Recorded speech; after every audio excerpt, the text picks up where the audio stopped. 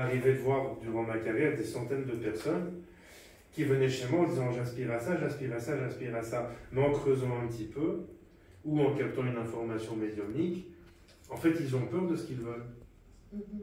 Donc ils ne peuvent pas l'attirer.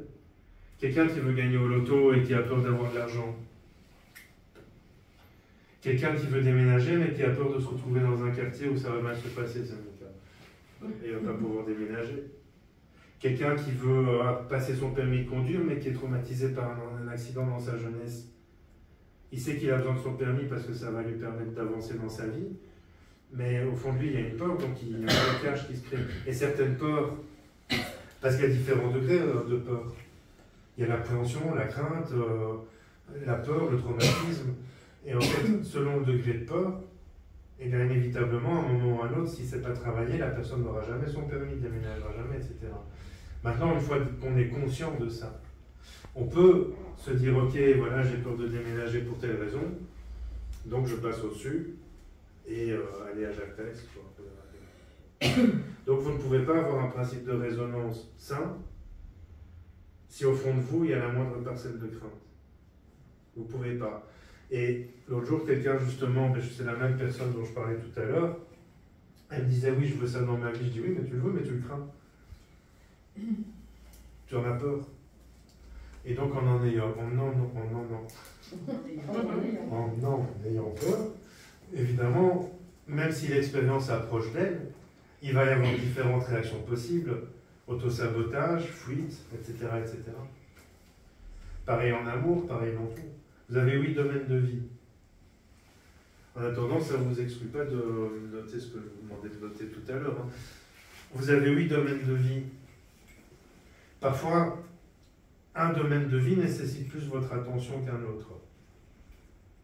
Parce qu'on pense souvent, c'est pour ça que j'aime pas le mot loi d'attraction, parce que aujourd'hui, avec tout ce qui s'est passé, en fait, la loi d'attraction, au plus loin que j'ai retrouvé, je suis remonté, ça remonte à peu près aux années 1850-1860. C'est une des premières fois qu'on a parlé de loi d'attraction. Avant, on parlait du principe de la loi de résonance. Après, on en parlait très peu.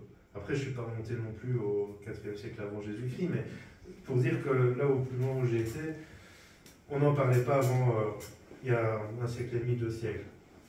Mais j'aime pas le mot attraction parce que dans la tête des gens, c'est argent, argent, argent, argent. L'attraction, c'est juste tu attires ce que tu es. Si tu te sens capable d'être un bon chauffeur, eh bien tu vas attirer un métier dans lequel tu pourrais peut-être être chauffeur. Si tu te sens capable d'être un bon mathématicien, mais tu vas peut-être pas oser devenir mathématicien parce que tu as peur des études, mais ce sera peut-être une passion à côté de ça qui va te permettre de te réaliser. Et tu attires donc ce que tu es. Quoi qu'il en soit, la peur va le freiner. J'ai peur de faire des études ou j'ai peur de ne pas pouvoir m'assumer pendant les études parce que j'ai pas de bourse ou j'ai pas tout ça. Donc je ne vais pas faire les études, mais je vais continuer à étudier parallèlement. Donc je ne serai jamais diplômé en mathématiques, mais parallèlement, je peux collaborer sur des forums, voilà, faire des trucs en mathématiques à côté de ça. Donc la peur, elle est vraiment... c'est ce qui paralyse le plus, la peur. Parfois c'est la peur du jugement, simplement. Parfois c'est la peur du rejet. J'ai peur d'être rejeté par ma famille si je fais le métier de mes rêves. Mais à un moment... Enfin, je sais pas vous, moi j'ai été éduqué dans des croyances banales. Tu vas à l'école, tu fais des études, tu trouves une femme, tu fais un gosse, tu achètes une maison et tu vas bosser jusqu'à ta retraite. Ça, c'est globalement les croyances dans lesquelles j'ai grandi. Donc, quand je n'ai pas suivi ce cursus, parce que mes études ont été avortées, j'ai commencé à culpabiliser. Et en culpabilisant, en fait, je n'ai pas trouvé ce pourquoi j'étais fait. Donc j'ai galéré pendant des années dans un boulot, dans un autre. J'ai fait des trucs que j'ai adorés, des trucs que j'ai détestés. Jusqu'à ce que l'autre, là, elle vienne dans mon intelligence artificielle en disant « Mais c'est pas ça que tu dois faire. Fais ce que t'aimes. » Moi, j'aime glander. Mais non, je veux dire, bosser quand même. Et donc voilà, maintenant, j'en suis où j'en suis. Mais il n'en reste pas moins que ces croyances-là sont aussi des freins. Parce qu'une fois que vous allez à l'encontre de vos croyances, vous réveillez des peurs.